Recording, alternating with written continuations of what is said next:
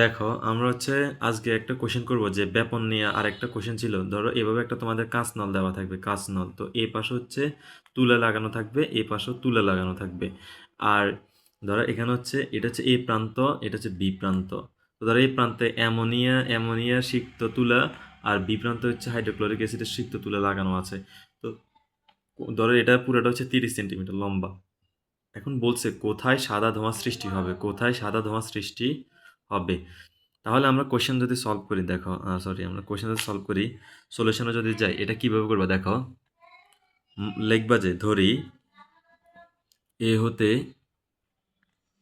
X দূরে, এ হতে কি এক্স দূরে, এক্স সেন্টিমিটার দূরে, এক্স দূরে কি হবে বলো, এক্স দূরে হবে, এক্স দূরে হবে মানে এক্স দূরে কি সাদা ধোঁয়া সৃষ্টি হবে। তার মানে কি ধরো এখান থেকে এক্স মিটার দূরে সাদা ধোঁয়া সৃষ্টি হবে। তার মানে কি আমরা জানি কি বলতো। আচ্ছা এবার দেখো কোথায় সৃষ্টি হবে, এটা যদি বাই করতে বলে প্রথমে আমরা কি বের করবো জানো। আমরা ফার্স্ট অফ অল আণবিক ভর বের করবো, অর্থাৎ এখান থেকে ব্যাপন হার হবে না, এখান থেকে কি এই তুলাটা থেকে অ্যামোনিয়া এগুলো আস্তে আস্তে আস্তে আস্তে আস্তে এদিকে আসতে থাকবে। তারপর কি হাইড্রোক্লোরিক অ্যাসিড এখান থেকে আস্তে আস্তে আস্তে আস্তে আসা শুরু করবে। তো তোমাদের অনেকের মানে অনেক অনেক সময় প্রশ্ন করতে পারে যে কে আগে আসবে, মানে কে বেশি দূরত্ব অতিক্রম করবে, কি হাইড্রোক্লোরিক অ্যাসিড কি তাড়াতাড়ি এই কাঁচনলের ভিতর দিয়ে বেশি দূরত্ব অতিক্রম করবে, নাকি অ্যামোনিয়া বেশি দূরত্ব অতিক্রম করবে। এখন আমরা জানি কি সেই বেশি দূরত্ব অতিক্রম তারই ব্যাপন হার, মানে এইটা দ্বারা কি বুঝেছে, অবশ্যই আমাদের কি ব্যাপন হারটাই বলছে।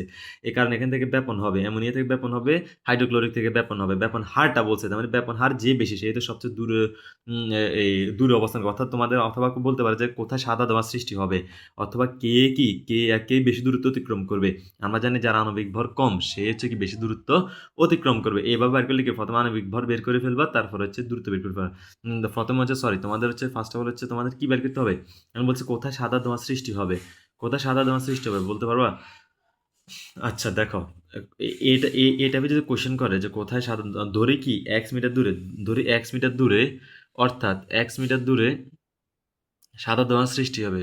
কি হবে, সাদা ধোঁয়ার সৃষ্টি হবে। এটা যদি পুরোটা যদি হয় 30 সেন্টিমিটার, এখান থেকে যদি এক্স পর্যন্ত আসে, আর বাকিটা কি হবে 30 - এক্স হবে না।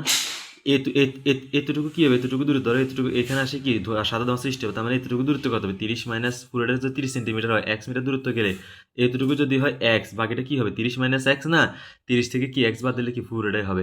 তো দেখো এটা করতে হলে ফার্স্ট অফ অল আমাদের বাইর করতে হবে কি বলো, প্রথমত। আচ্ছা তোমরা এত কিছু না বুঝলে বুঝো যে প্রথমত বাইর করতে হবে কি আমাদের ব্যাপন হার সূত্র কি R1/R2 = √M2/M1, এখন ধরো, এখন আর ওয়ান কি এখান থেকে ব্যাপন হার আর ওয়ান না কত ধরছি, এক্স এক্স ধরবা, ঠিক আছে। তার মানে উপরেরটা এক্স।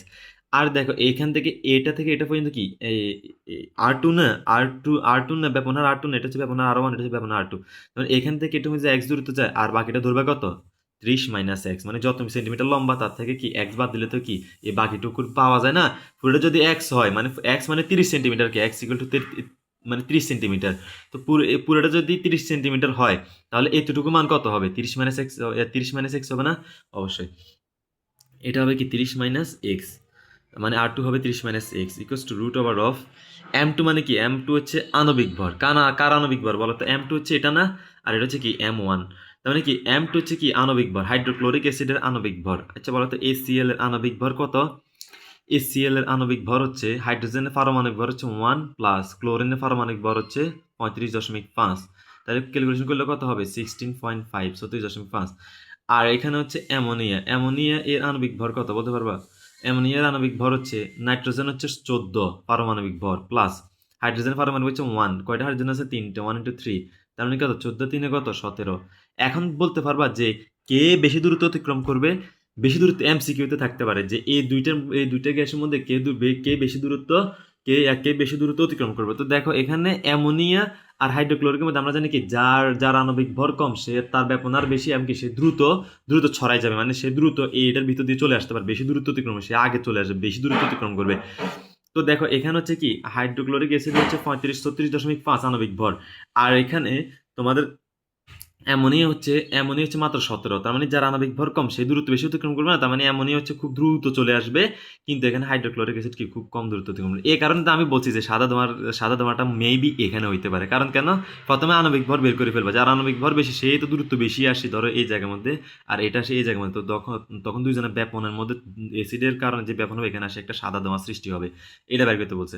তো M2 মান কত হবে 36.5, M2 মানে হচ্ছে হাইড্রোক্লোরিক অ্যাসিডের ব্যাপন সরি আণবিক ভর, আর M1 হচ্ছে নাইট্রোজেন অ্যামোনিয়া এর পারমাণবিক সরি আণবিক ভর।